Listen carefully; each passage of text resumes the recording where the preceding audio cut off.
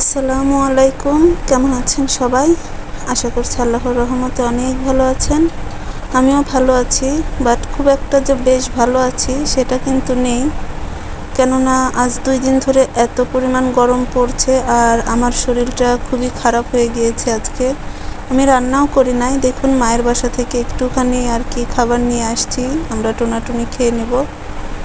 আর দুপুরে আমি এখানেই খেয়েছিলাম, জুনাইদের আব্বু বাহিরে খেয়েছিল। তো যাই হোক, ঘরের অবস্থা তো দেখছেন একদমই নোংরা, কোনো কিছুই সারাদিন করতে পারি নাই, সারাদিন শুয়েছিলাম।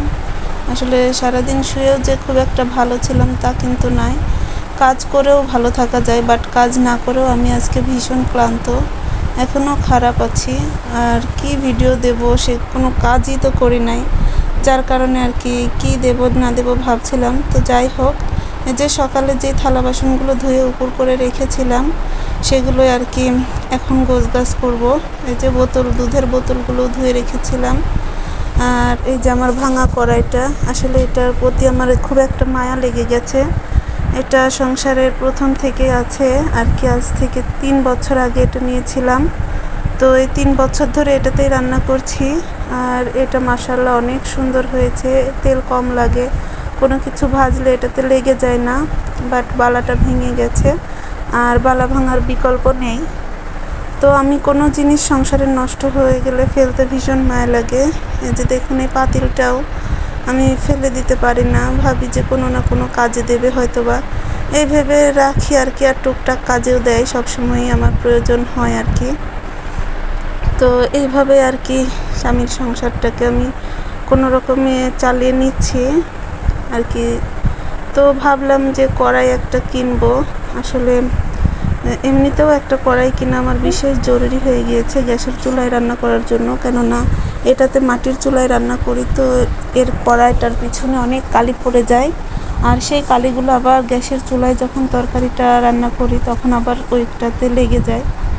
যদিও ননস্টিকের আমার কুকিং সেট আছে, তারপরেও সেগুলো বের করার অলসতায় এটাতেই রান্না করি আর কি।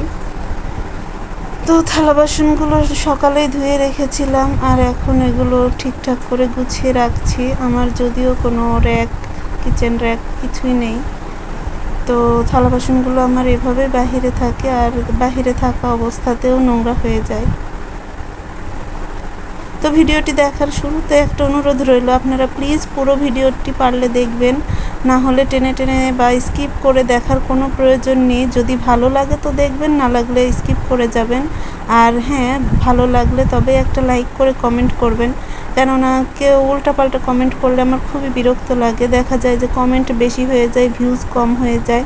কমেন্ট আসে, ভালোই লাগে, তারপরেও কমেন্টগুলোর হয়তো বা লাইক দিতে আমার আপুরা ভুলে যায়।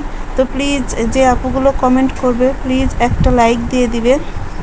আর হ্যাঁ, আজকে আমি টাইটেল দিয়েছি, স্বামী যদি তার স্ত্রীকে বুঝে তাহলে নিয়ামত, আর বুঝতে না পারলেই কিন্তু কিয়ামত। কথাটা কিন্তু আমার নয়, আমার প্রিয় বক্তা এক হুজুরের কথা, তার মুখে শুনেছি। তার কথাটা শুনে আমার কিন্তু ভীষণই ভালো লেগেছে।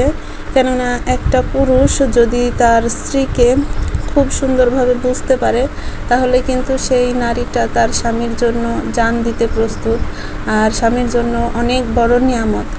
আর যদি সেই পুরুষটা সেই স্ত্রীকে বুঝতে না পারে বা ভুল বুঝে, তাহলে কিন্তু সেই স্ত্রী তার স্বামীকে বুঝবে না, উল্টা বুঝাবে, এবং তার জন্য কিয়ামতের চেয়েও ভয়াবহ, মানে তার জীবনটা একদমই ধ্বংস করে দেবে।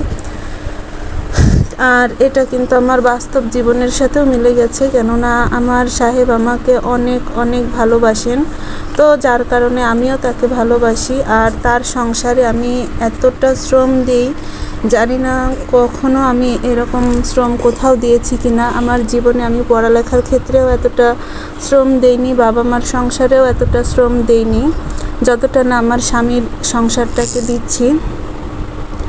তো উনি যদি আমাকে একটু ভালোবেসে হেসে কথা বলেন, তো ওনাকে তো মনে হয় যে নিজের কলিজাটাই ভুনা করে দিই। তো যাই হোক, বেশি কথা আমি বলবো না। এখানে আমি আমার স্টুডেন্টের নামের তালিকাটা তৈরি করছি, কারা কারা আমাকে এই মাসের বেতন কত দিয়েছে সেটা আর কি টুকিয়ে নিচ্ছি।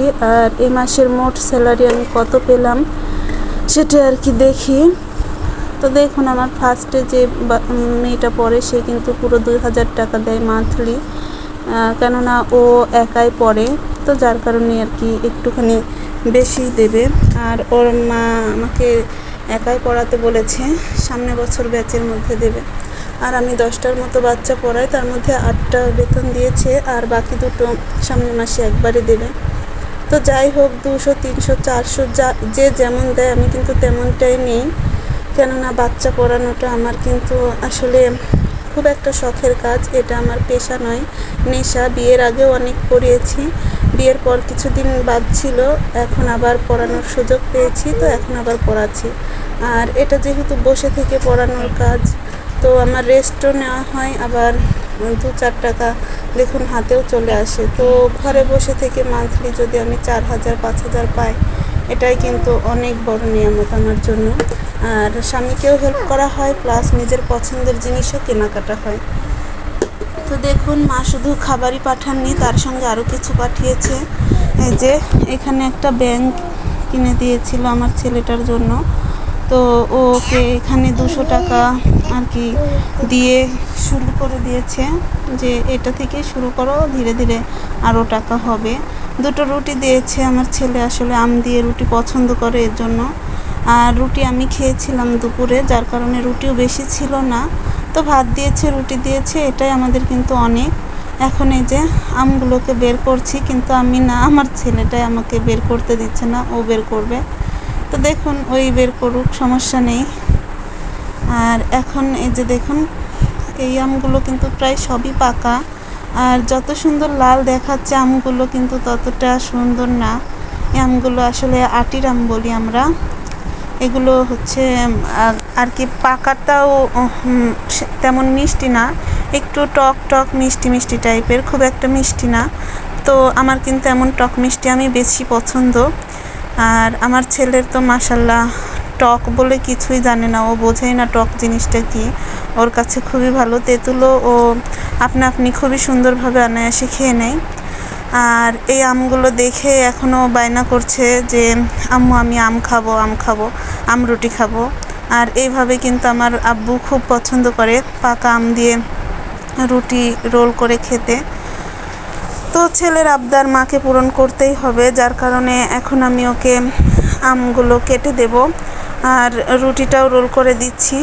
ও এভাবে বেশ সুন্দর করে খেতে পারে, তো আমি ওকে বুঝিয়ে দিলাম যে এভাবে খাও, এটা এই হাতে নাও আর ডান হাত দিয়ে আম তুলে তুলে খাও। আমি আটিগুলো খাচ্ছিলাম। তো যাই হোক, ভিডিওটি কেমন লাগলো প্লিজ কমেন্ট করে জানাবেন।